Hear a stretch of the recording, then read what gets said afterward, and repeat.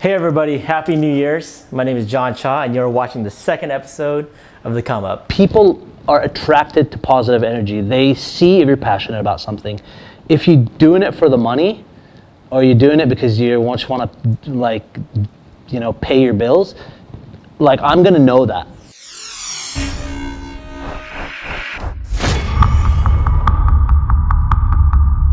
So some of the best advice I've ever received is to watch what successful people are doing and just copy it. So The Come Up is a series where we interview some of Dubai's up and coming professionals.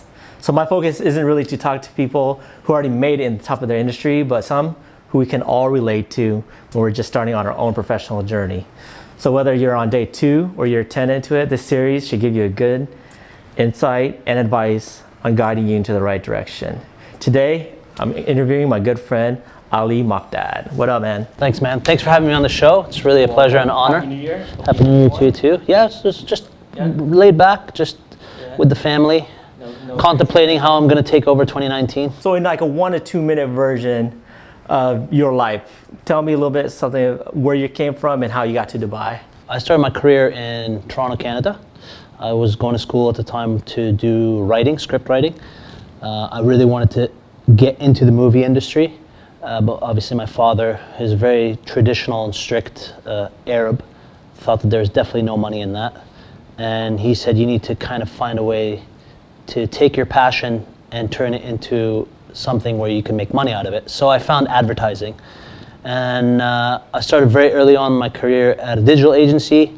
So my plan was to try to get into advertising, to write TV commercials, scripts for TV commercials, and that didn't really pan out. I ended up writing banner ads and emailers, a lot of stuff that I didn't really want to be doing at the time. And at that time, digital was still on the rise. So there was no such thing as Facebook, there was no such thing as Instagram, there was no such thing as that. So we were just writing emailer copy. We were writing banner ads that you see, those really crappy banner ads on. And I realized very quickly on in my career that that's not what I wanted to do. So I got really bored. And I was having a conversation with my uncle one day, and he told me, Dubai's booming, you should go. This was in 2006. So 2006, in Toronto, whilst the industry, the advertising and the media industry was growing, I didn't feel like I had a place in it. So I wanted an adventure. So with about $700-800 in my pocket, I just packed up my bags and just left everything behind in Toronto and came to Dubai with nothing. In about 3 days, I found a job at an advertising agency, and that's kind of where my career started. I started here in around 2007, 2008, I think. So in 2016, I quit my job and I started doing some freelance, and it was like the company was kind of moving into a different direction. They wanted to hire more juniors to burn out, and they didn't want too many senior people. So I was forced out of the agency and I started freelancing on my own, and I kind of came across a gig where they needed a creative director to, conceptualize stories and then just go on to the scenes and shoot them for Dubai tourism. So my good friend Luke had hired me for this job. He had worked at a production agency at the time. It was called Magnet Productions. And that was really the beginning of Creative Animals. Off the back of that, I like, I got something here. There's a niche here that no one's touching, and that's like conceptualization to videography and video production, A to Z turnkey solution. No one's doing that right now. So that's what I did with Creative Animals, and that's when Creative Animals was born. Creative Animals was born in January 2016, and that's kind of, that was, October 2016, Creative Animals was born, and it was born off the back of that amazing gig that I did for pennies, literally pennies. All right, speaking about Creative Animals, actually led me to the next question. So if someone wanted to come into Dubai, what's the process of and the procedure and some of the challenges of getting business licensed into working in the UAE? Okay, so when I did it, it was in 2016, so it had evolved a little bit more. But actually today, to this very day, from what my understanding, because I'm always keeping my eyes and ears open for the whole licensing procedure because it's constantly changing. But from my understanding today, is actually much easier than it was 2 years ago. So we licensed in 2016, and we went through a creative free zone. So there's different types of licenses. You can do mainland licensing in Dubai, and then you need a sponsor, a local sponsor, to kind of buy into your company and stuff. But then you get benefits with that. Or you could do free zone, which is basically you get full ownership of your own company. We went through the creative free zone of Fujairah. We mainly did that because at the time we were starting, we were really sensitive about our costs, and that for us at the time that was the cheapest thing. But my understanding now is that there's actually cheaper than that, and you can do it through Dubai mainland, or you could do it through Dubai free zone. You have to research all this stuff. To be honest with you, you have to always be in the know. So there's like creative free zone Fujairah, which we worked with. We work with an agent called Biz. And we basically said, this is what we want to do. We want to be a video production and a creative agency. Go do it for us. And we paid about, I think at the time, we paid about 19,000 dirhams for that. Now we've upgraded our package, so we're paying a little bit more because we need more visas. We have a little bit more employees. But you can either find an agent or you could do it yourself. And my experience in Dubai is it's always tricky trying to do it yourself. You may save yourself a couple thousand dirhams, but sometimes paying the extra money, it does go a long way for your sanity. So we paid for the agent. We're happy with our agent. We get them to do everything. And paying that agent also gets you the ability to utilize their PO, their PRO. So the public relations officer does everything for you.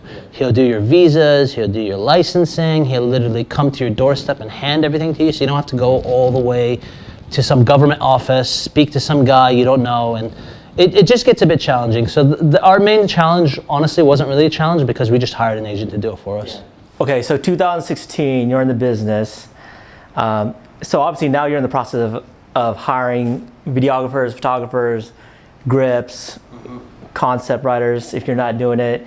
So specifically photographers and videographers, what do you look in finding a good videographer or photographer? Like, what makes one more desirable than the other? Portfolio. I mean, that's Straight portfolio. Portfolio. I mean, that for me, that is going to tell me everything I need to know about the photographer and the videographer. I mean, you look at someone's creative work, and you're going to automatically know if they understand, lighting, if they understand concepts, if they understand, lens variations. There's so many different things that a portfolio can tell you that someone sitting in front of me, BSing me, can try to tell me. But the minute I see a portfolio, I know. And that doesn't go for videography and photography. That also goes for designers. It goes for creative directors. It goes for makeup artists. It goes for art directors, for stage and set builds. I mean, I've been in this business long enough to just look at someone's portfolio, and in 5 minutes I can tell you if they're good or not. I forgot who said it, but someone said you should always hire based on character rather than skill or talent. So I was kind of curious if you just had that kind of perception. No, obviously that's really important. Listen, I mean, I'm sorry, maybe I should just take a couple of steps back. So yes, definitely character is super important. It's something that we look at a lot, actually. But to get into the first phase, for me to even consider like looking at a talent, portfolio first, right? You got to have the skill, right? And then there's a balance there as well. Like, there could be a guy or a girl out there that has maybe she's introverted or he's introverted. Maybe they don't speak too well, or maybe they're just not nice people, but their talent is like super awesome. I'm okay to forfeit some of that sometimes if I'm gonna get the end product, because I just know how to manage people and speak to people. I've just been doing it for a while. And that goes for the other way as well. Like, maybe they're super charismatic, they have such a drive, such a passion, but they're maybe a notch or two below from what I've seen. So there's a balance there. Like, character is super important for us. Like, at Creative Animals, we're trying to work with people that share the same vision as us, but are also humble and nice and don't come on to set and be assholes. Like, that's really important, right? Like, we want to maintain a positive energy on set because it's already a stressful environment. You don't need any more, external factors adding to that stressful environment. Yeah. So going off of that, then what are 3 practical ways that a photographer or videographer could do in getting more work out here? Okay, so that's a really good question, and I've been even asking myself that question lately. You know, I think we really underutilize social media.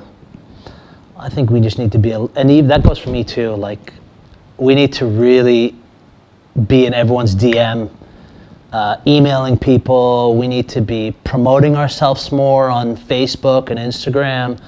And we need to just, I mean, that's such an undervalued tool that we have that I think we need to be utilizing more. And I think if there's someone outside of the country or even inside the country that's looking for more work, buy an Instagram ad, buy a Facebook ad, target people, target like certain people that you want to know, that you want to get in front of, and just put a little bit more money on it. It's super cheap to do. I know there's a lot of introverted people out there that don't like to network and stuff, but I say I would try to get out there more, get yourself out there more, speak to as many people as you can, do the traditional, you know, cold calls, do the traditional at the doorstep of the agencies and say like, this is my portfolio, please, you know, like consider me next time.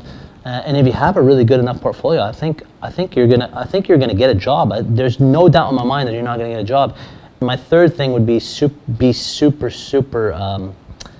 passionate about what you do and persevere through it. Like persevere through the good times, persevere through the hard times. Because there's good times, and the good times are easy to roll through, but there's hard times. But if you really love what you do, and you persevere through it, I think you're gonna get a job. Like, people are attracted to positive energy. They see if you're passionate about something.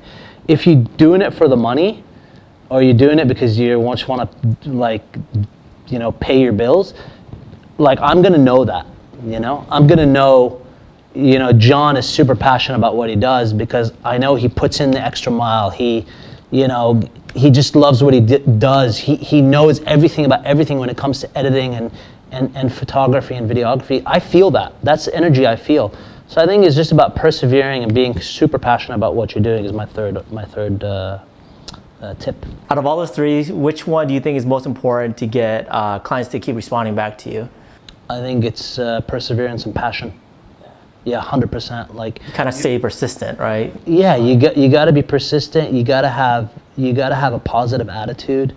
You know, for me, when I'm looking to hire people, like, it's all about the attitude first. I mean, I said that the portfolio is important, but attitude is super important as well.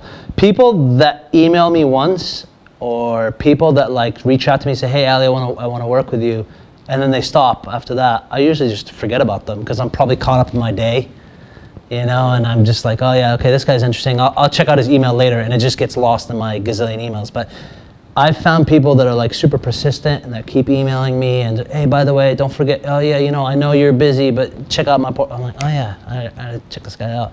And sometimes it works, sometimes it doesn't. I mean, that's where your portfolio plays, right? Like, if you're good and you're persistent, you know, and I'm like, oh, okay, this guy's portfolio is pretty damn awesome. Got to work with this guy next time. Then it's like, okay, he's on my radar. But if he's not good, but he's persistent, you know, so there's a balance as well. I think the thing with a lot of videographers and photographers is they put too much importance on one company, on trying to get that gig from that one company. So I think that people really have to do is like diversify kind of what companies they're trying to target, and just be persistent with each one. Because if you go by the odds, 1 out of the 5 companies is probably going to hire you if you just, you know, be persistent. Yeah, and just to add on to that comment, I think it's like a lot of creative people, they get caught up in the big companies, and they forget that there's a lot of influencers, SMEs, medium-sized companies that also need your help. You know, like, one of the things we try to do, I mean, we do go after the big companies, obviously, because we need that reoccurring revenue, and they usually have that. But we also go after SMEs a lot, you know. These people still need creative solutions for their products or services. We go after, like, lawyers, or we go after, like, you know, people you wouldn't necessarily think need creative, like maybe a car garage, or maybe there's like someone out there selling bracelets or jewelry or something. So I don't think you should limit yourself to just big companies or big organizations. You got to just go after everyone. Yeah. Someone out there is going to have money for marketing. Yeah. You're going to get 10 no's and maybe 1 yes, and that 1 yes could change your life. All right, about changing lives. What's the next step for Creative Animals? I'm really, really super passionate about Creative Animals. I really believe in it. I believe that we have something that not a lot of agencies are doing right now, and there's a lot of big agencies that are struggling because they're not understanding the formula. There's a major transition right now happening in our industry in that there's a platform shift. You know, before agencies used to, create video content for television, or they used to create content for radio. And I'm feeling like right now we're in a platform shift, and a lot of the agencies are getting stuck. And I feel like that's where Creative Animals is really adding value to a lot of the agencies, is that we're able to shift with those platforms. So we know how to shoot for Facebook and for Instagram, and how to create content for Twitter and for Snapchat, and we know how to create content for those different platforms and use them differently. So I'm going to really focus 2019 on scale. I really want to scale the agency, and I really want to focus on basically specializing in those different platforms. I think I haven't really done that enough in 2018, and really specialization is where we're gonna really add value to our clients. Awesome. So where can people find you? Where can people find me? Well, I'm here at Our Space. It's where we're shooting right now. That's our office on Sheikh Zayed Road. It's a Lamborghini building. Office 209, come visit anytime. You can also hit me up on Instagram, my personal Instagram, Ali Mokdad, or Creative Animals DXB is the company Instagram. We're also on Facebook for Creative Animals DXB, Twitter, CADXB. Maybe you want to hit me up with, maybe you want to hit up your followers with a link on all that. I don't know. I'm pretty available. You can find me on any of the social media platforms, or you could come physically and visit me here. Awesome, man. Appreciate it. Thanks for being on the show. All right. That's it, bro. Yeah. All right, man. That's wicked. Okay, man. Thanks so much. Happy New Year again. Yeah, Happy New Year to you too.